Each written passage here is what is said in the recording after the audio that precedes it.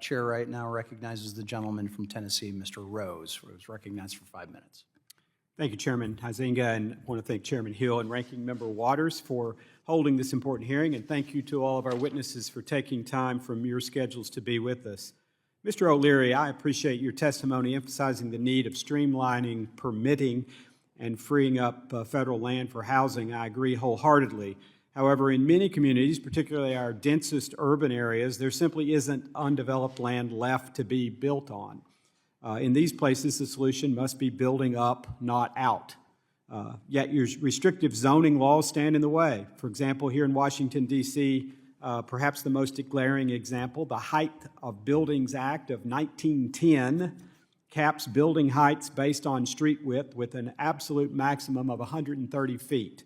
This arbitrary limit, created over a century ago, artificially constrains housing supply in one of America's most expensive housing markets, where the median rent exceeds $2,200 per month. Do you believe that relaxing or eliminating Washington, D.C.'s maximum height restrictions would allow the private sector to increase housing supply and reduce costs for working families?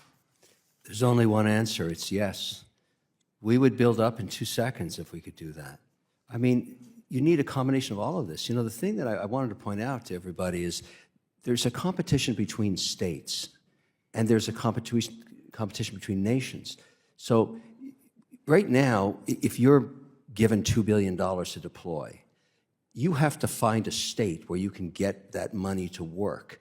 And so you go for the path of least resistance. And the places that are obviously getting that capital now are places like Tennessee, Texas, Florida, North, South Dakota, because permitting has been relaxed there by the leadership at either the governor's office or the mayor or the senator or whatever.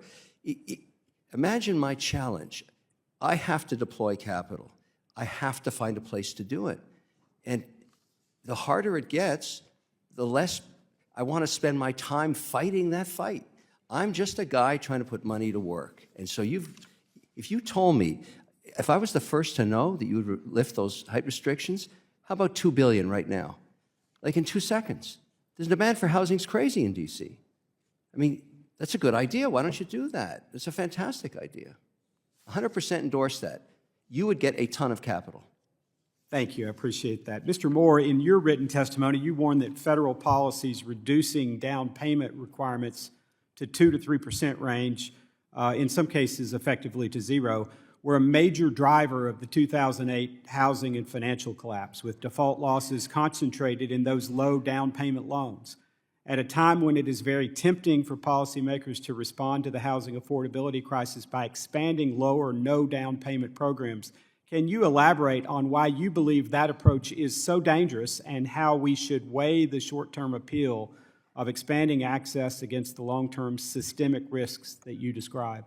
There's nobody that's more in favor of increasing home ownership, and so that's one of the reasons I wanted to testify here, because I think it's a high national priority. It is the American dream. The mistake we made before 2008 was that we kept subsidizing so much of the down payments that, thanks to programs like FHA and Fannie Mae, you had people paying 3% or less down payment. And in some cases, by the way, the down payments were zero. You could finance your closing costs. And so essentially what that meant is the person who was moving in had no skin in the game, right? And so unfortunately, the lesson we should have learned from 2008, is that if you looked at the portfolio of loans that were defaulted on, the single biggest determinant was how much equity the person had in the home. In other words, if somebody has equity in their house, they're not gonna default on the loan because they've got skin in the game. So all I'm saying, my advice to you as members of Congress is there's all these ideas, let's keep lowering down payments so people can afford to move in a home, but then they can't afford to make the payments, and then everybody's worse off. So please avoid that, because the losses were excruciating. It took 5 years for the U.S. economy to recover from that mortgage meltdown that we had in 2008. Thank you.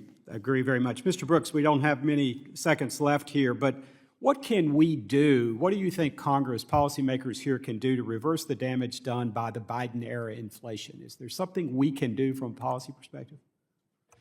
Well, you can start by fixing the regulatory overhang. So somebody said earlier today, you've got two problems, inflation and taxes on one hand and regulation on the other hand.